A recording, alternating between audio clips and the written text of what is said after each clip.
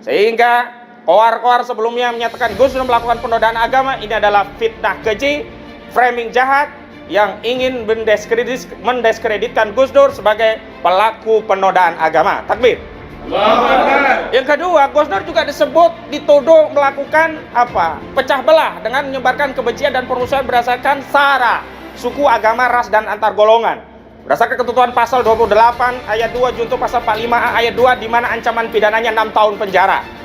Tapi nyatanya jaksa tidak menuntut berdasarkan pasal ITE, pasal penyebaran kebencian dan permusuhan berdasarkan suku, agama, ras, dan antar golongan. Ini lagi-lagi membuktikan bahwa tuduhan kepada Gus Dur yang sebelumnya dianggap menyebarkan kebencian, permusuhan, dan sara adalah fitnah. Faktanya tidak terbukti dan jaksa hanya bukan menuntut 10 tahun penjara berdasarkan pasal ini, tetapi jaksa menuntut dengan pasal kabar bohong. Assalamualaikum warahmatullahi wabarakatuh. Guys, alhamdulillah gue lagi di Jember dan gue dapat produsen Golden Pro MHA Vito. Ini guys, bahan-bahannya itu di dalamnya ada jintan hitam, ada broto wali, ada sambiloto, ada jahe, pegagan, ada madu hitam, ada propolis dan probiotik. Dan ini alhamdulillah gue udah berapa hari ya? 4 hari gue nyoba ini. Ini langsung aja guys, dia madunya madu hitam ya. Ya, bukan madu bini, bukan madu hitam. Ini untuk obat dan untuk imunitas tubuh. Alhamdulillah kemarin gua badan-badan nggak enak, gua pakai sehari 3 kali nih produk. Cuman ditetesin di bawah lidah kayak begini. Jangan lupa bismillah, tapi bismillah sama sholawat. Allahumma sholli ala sayyidina Muhammad dan sayyidina Muhammad.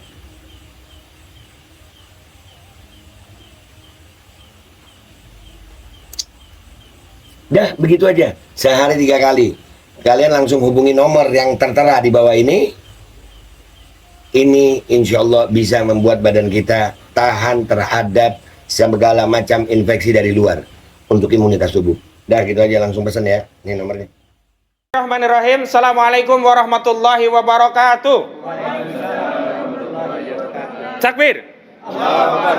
Saya ingin sampaikan dan tegaskan pada kesempatan persidangan dalam agenda pledoi hari ini, sesuai tuntutan yang disampaikan oleh saudara jaksa penuntut umum, bahwa ternyata Gus Dur ini sudah difitnah 2 kali oleh penguasa.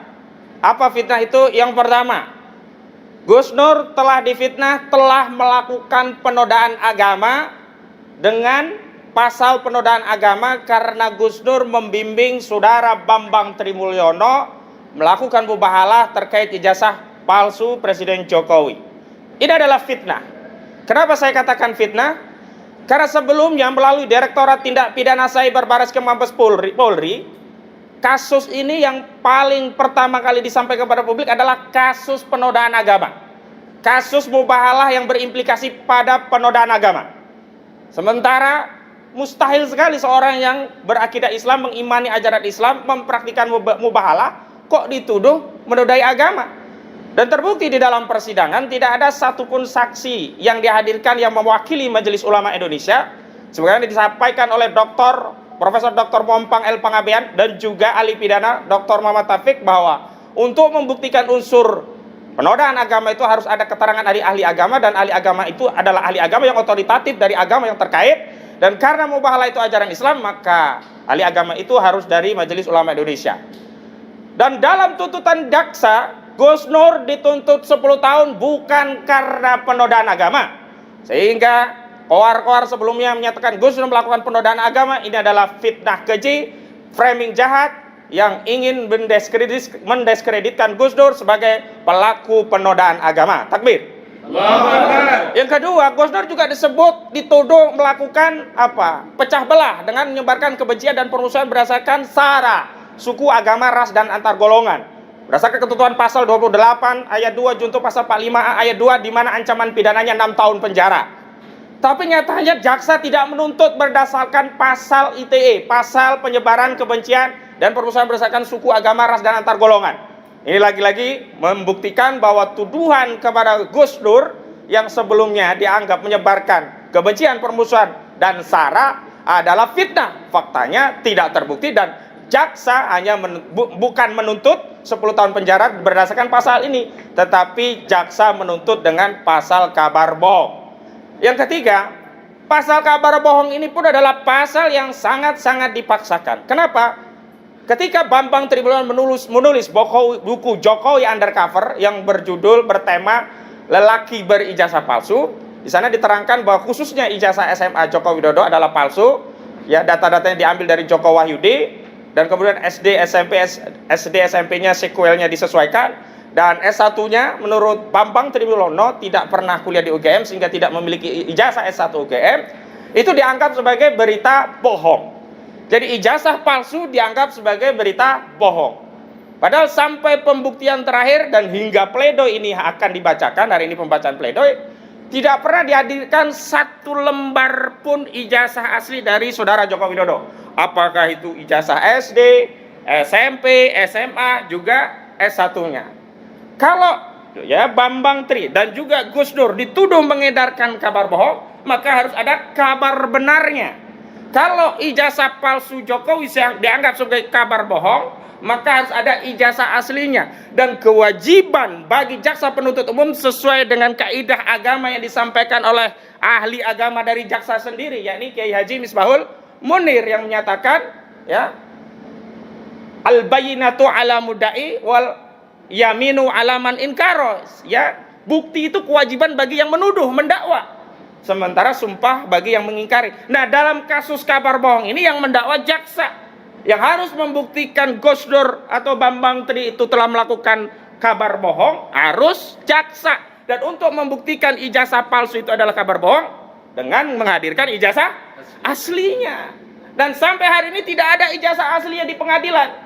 Tidak ada. Yang ada hanya keterangan temennya pernah mancing bareng, pernah ngopi bareng, gurunya dia itu katanya smart, tapi yang lain mengatakan juga nggak pintar-pintar amat. Yang satu mengatakan ranking satu terus, yang lain biasa-biasa saja. Semua saksi-saksi pun saling bertentangan. Tetapi yang paling penting tidak ada satupun saksi yang melihat langsung ijazah Jokowi. Dan yang paling penting tidak pernah dihadirkan ijazah itu meskipun hanya selembar. Sehingga dengan demikian ujaran kabar bohong ini pun sebenarnya tidak terbukti. Karena kabar benernya tidak pernah ada, ijazah aslinya tidak pernah dihadirkan di persidangan. Karena itu dengan dalih apapun sebenarnya, ya, Bambang Tribulono termasuk juga Gus Dur yang hari ini didakwa oleh jaksa penuntut umum dengan 10 tahun penjara semestinya harus divonis bebas atau setidak-tidaknya divonis lepas. Dan dalam kesempatan ini ada sejumlah tokoh-tokoh dari Iluni UI, ada dari UI Watch, ya, maksud saya, kemudian ada dari GNPF Ulama, ada juga dari Bang Aziz Anwar dan teman-teman rekan sejawat yang lainnya akan menyampaikan pandangannya. Demikian dari saya sebagai pengantar. Wassalamualaikum warahmatullahi wabarakatuh. Ya, dari Iluni dulu. Nah, nanti dari GNPF, Iluni, baru tim lawyer. Assalamualaikum warahmatullahi wabarakatuh. Kami UI Watch hadir di sini mendukung perjuangan tim pengacara yang telah membela Gus Nur tanpa pamrih. Seperti yang kita ketahui, hukum di Republik ini tumpul ke atas, tumpul ke bawah, tajam ke bawah, tumpul di atas. Nah, kami berharap hukum pada saat ini ditegakkan sebagaimana mestinya. Tim pengacara di sini telah berusaha untuk menunjukkan kepada kita, inilah hukum yang benar. Tetapi pada saat ini dari JPU sepertinya tidak melakukan pekerjaannya secara proporsional. Dan kami berharap supaya hakim yang akan memutuskan pengadilan ini supaya membebaskan Gus Nur yang telah membela dan berusaha untuk menegakkan keadilan di Republik ini. Saya rasa demikian. Dan mungkin ada teman saya yang akan nambahkan.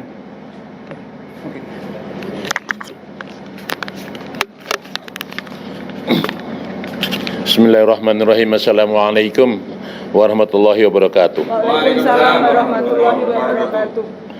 Ya, kami sesuai dengan prinsip bahwa kami selalu ingin menegakkan yang terbaik untuk negara itu, yaitu negara yang adil, yang benar, yang jujur, yang bermoral. Hukum adalah bagian daripada tata aturan bermoral. Kalau hukum saja sudah diacak-acak, kalau hukum aja ditegakkan dengan tidak benar, maka moral kita sudah rusak. Di atas hukum ada etika, dan di atas etika ada akhlak. Etika adalah tingkat tertinggi dari budi pekerti atau kebijakan atau kearifan dari masyarakat di masyarakat manapun adalah etika. Tetapi akhlak adalah kearifan dan kebijakan dan semua perbuatan dan moral yang berdasarkan ketuhanan. Tentu yang menilai adalah Allah Subhanahu wa taala, dan tentu juga akan mendapat sanksi dan mendapat pahalanya dari Allah Subhanahu wa taala. Karena itu kami ingin di negeri ini ditegakkan hukum yang benar, dan kami betul-betul melihat bahwa Gus Nur adalah warga negara yang baik, yang menegakkan norma-norma kewarganegaraan yang benar, dan beliau sudah 2 kali ini dituntut sepertinya dengan masalah yang sama. Oleh karena itu kami minta agar benar-benar pengadilan ini, Bapak Hakim, bisa memberikan keputusan yang adil dalam perkara ini, dan bebaskanlah saudara Gus Nur dengan sebaik-baiknya, dan tegakkanlah keadilan dengan sebenar-benarnya, dan tegakkanlah moral dengan sebenar-benarnya, karena moral adalah bagian daripada harga dari bangsa ini. Demikian, terima kasih.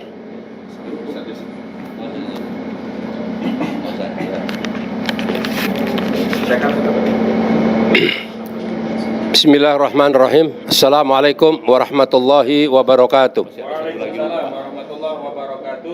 Saya Yusuf Muhammad Martak, Ketua Umum Gerakan Nasional Pengawal Fatwa Ulama, yang pertama-tama mengucapkan kepada Gus Nur, yaitu selamat atas perjuangan beliau di bulan yang suci Ramadan ini.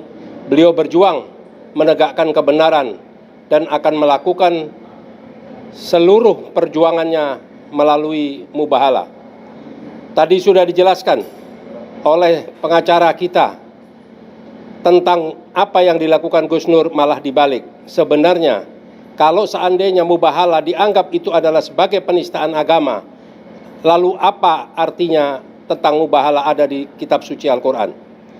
Ini semua mengada-ngada, tapi Gus Nur saya anggap orang yang telah berhasil berjuang menegakkan keadilan, dan insya Allah seandainya beliau tetap dizalimi oleh hakim atau jaksa atau pemerintah yang zalim, insya Allah Gus Nur akan dibebaskan oleh Allah Subhanahu wa taala. Amin. Amin. Dan saya memberikan apresiasi yang setinggi-tingginya kepada jajaran pengacara, advokat, dan seluruh partisipan yang ikut di dalam perjuangan Gus Nur hingga hari ini. Insya Allah semua amalnya diberikan balasan oleh Allah Subhanahu wa taala.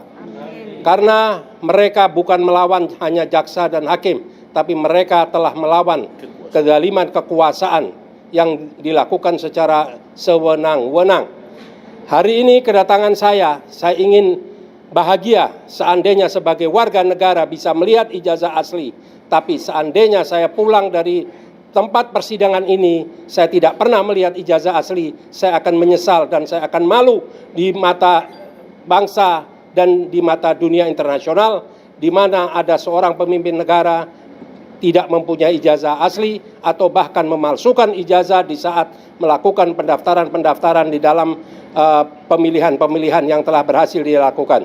Insya Allah seandainya Presiden Republik Indonesia, Saudara Jokowi, dalam hal ini bermasalah dengan ijazah, insya Allah pada sidang nantinya bisa membuktikan ijazah aslinya agar tidak membuat kegaduhan. Justru kegaduhan itu berkepanjangan akibat tidak pernah dibuktikannya ijazah yang diharapkan. Insya Allah seluruh pejuang yang hadir pada hari ini mendapat keberkahan dari Allah dan selalu mendapat kesehatan, dan jangan berputus asa. Berjuang bukan untuk mencapai keberhasilan, karena perjuangan itu biarlah anak cucu kita nanti yang merasakannya. Wabillahi taufiq wal hidayah. Wassalamualaikum warahmatullahi wabarakatuh. Waalaikumsalam warahmatullahi wabarakatuh. Bang Damai. Assalamualaikum warahmatullahi wabarakatuh. Saya tiru gaya Pak Jokowi, berbalik-balik sungsang. Jadi penutup saya jadikan pembuka.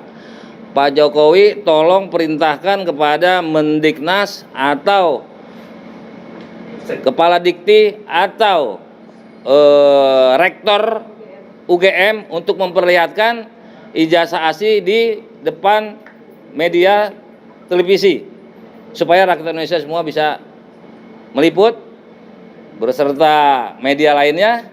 Dan tolong rektor pasti harus ada universitas sebesar UGM, yaitu agenda wisuda pada tahun kelulusan tersebut. Tahun Pak Jokowi lulus tahun 85, semua fakultas biasanya satu album, tidak mungkin tidak ada dan tidak mungkin hilang, ada di Alma Arsip atau rekan-rekannya pasti punya. Saya aja masih punya, swasta apalagi negeri. Nah, sekarang baru yang pembukaannya.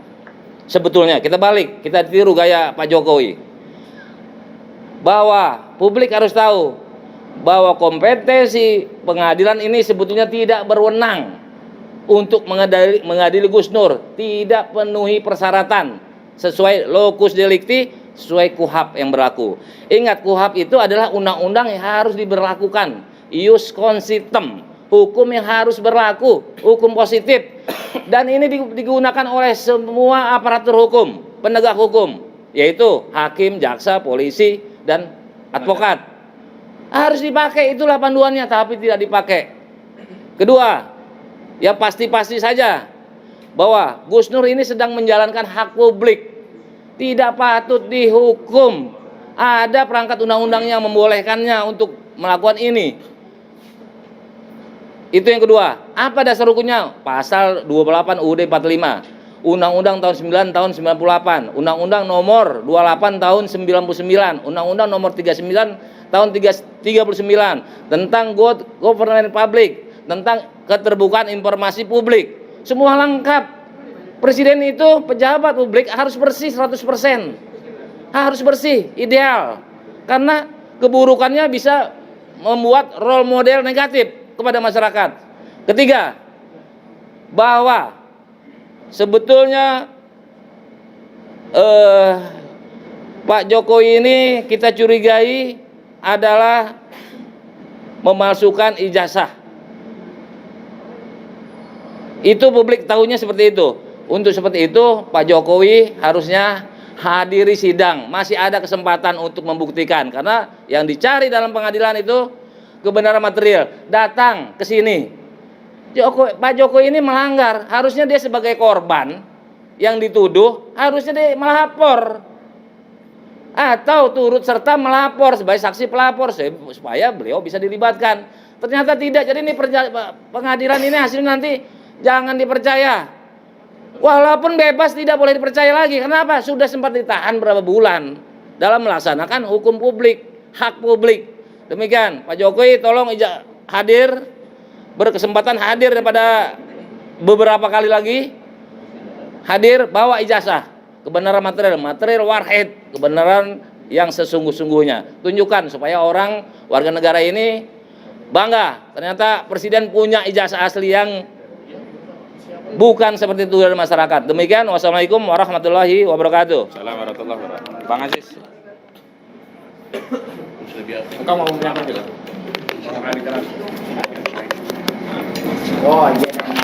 Penutup dengan ya, terima kasih. Assalamualaikum warahmatullahi wabarakatuh. Ya, kita semua sebenarnya shock ya, cukup kaget juga dengan tuntutan. Sebenarnya bukan masalah hukumannya, karena kalau hukuman itu bisa diatur lah gitu kan tuntutannya. Tapi yang kita cukup shock adalah ternyata yang dijadikan dasar adalah lagi-lagi soal berita bohong.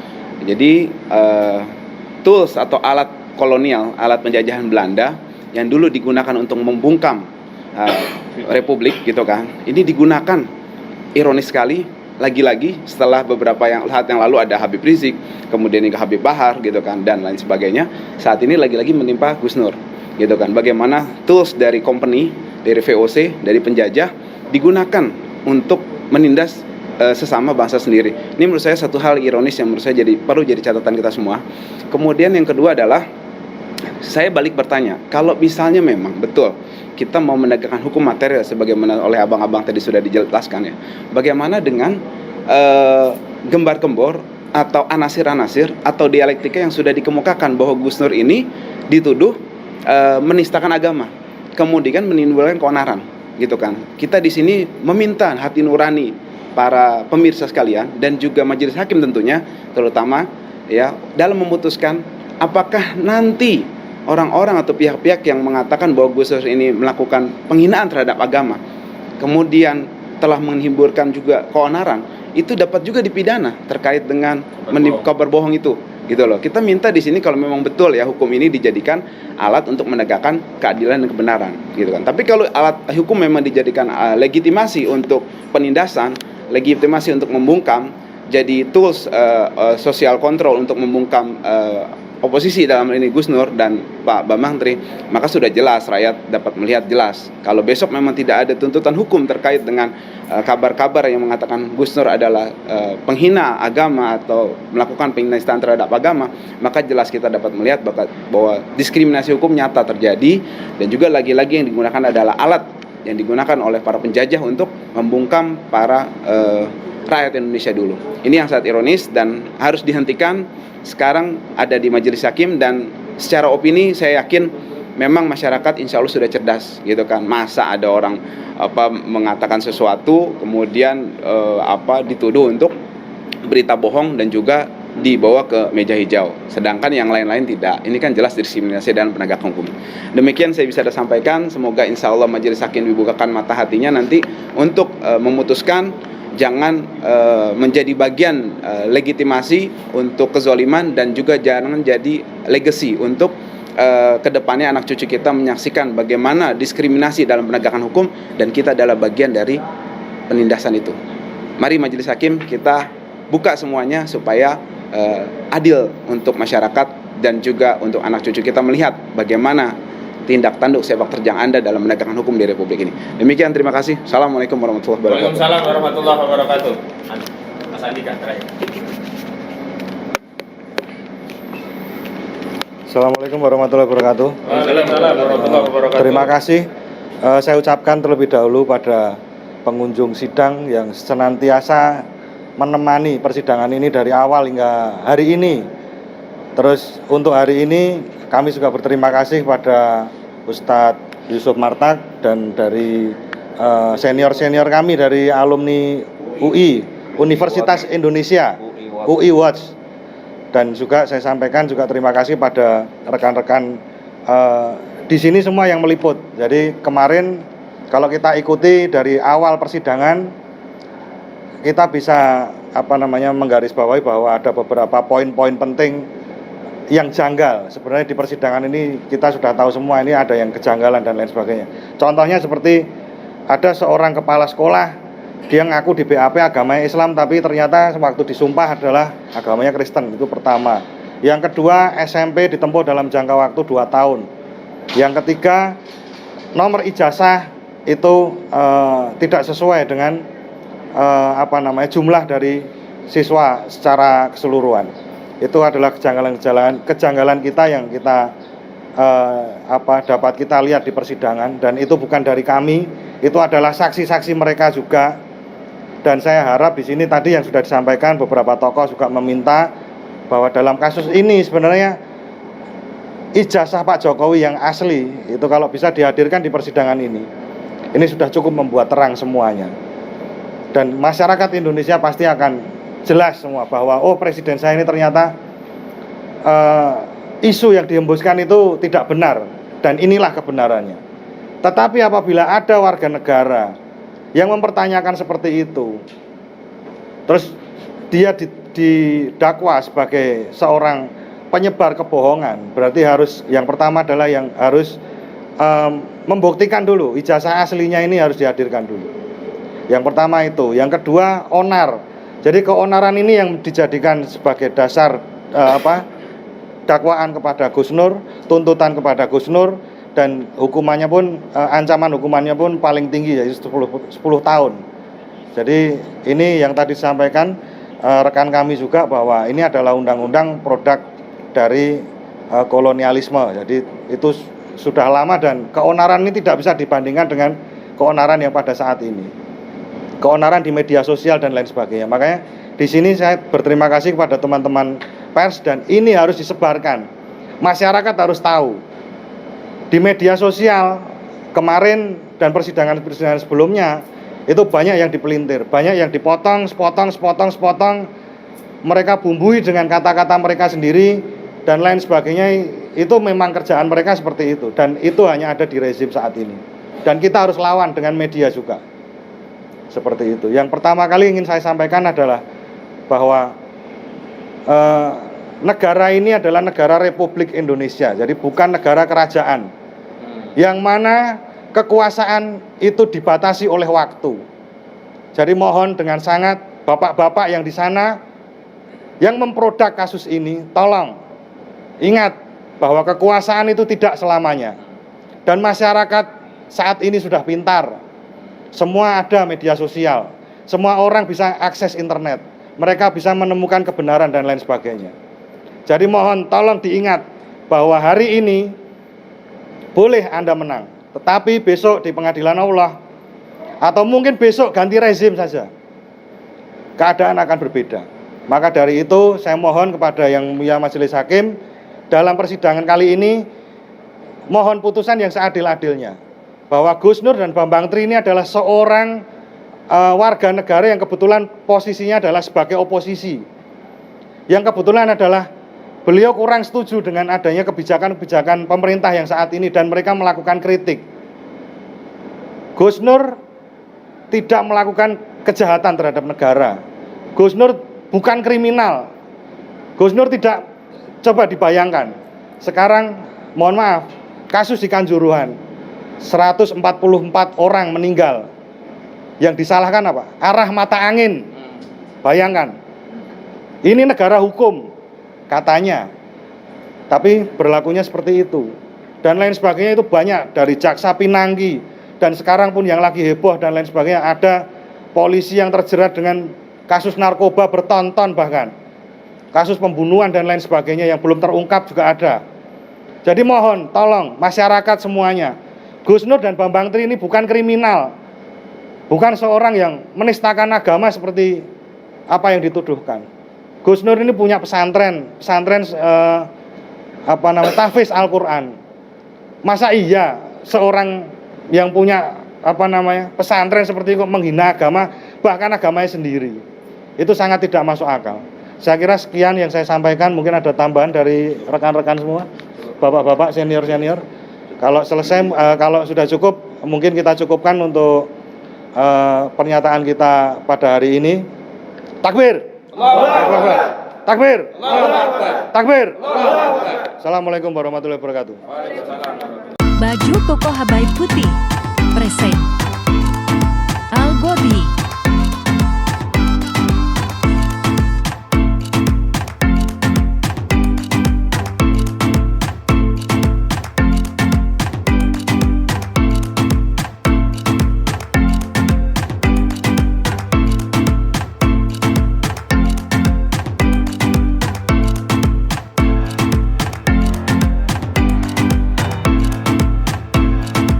Bismillahirrahmanirrahim guys, sekarang ada babe rolen, babe roti molen.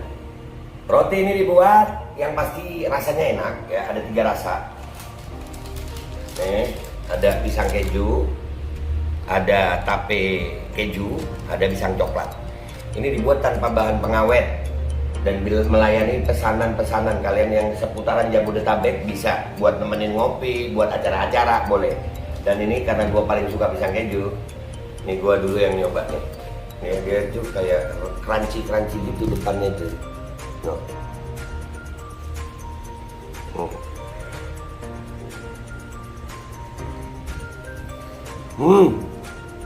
Oh tahu. Crunch di depannya, terus di dalamnya empuk. Ya Allah. Udah nggak usah lama-lama, lu kalau kepingin langsung pesen aja, itu ada nomor WA-nya, nanti gua kalau cantumin, ada juga IG-nya, langsung pesen, murah. Cuman nanti dia tanya itu 35.000 kalau nggak salah, ya.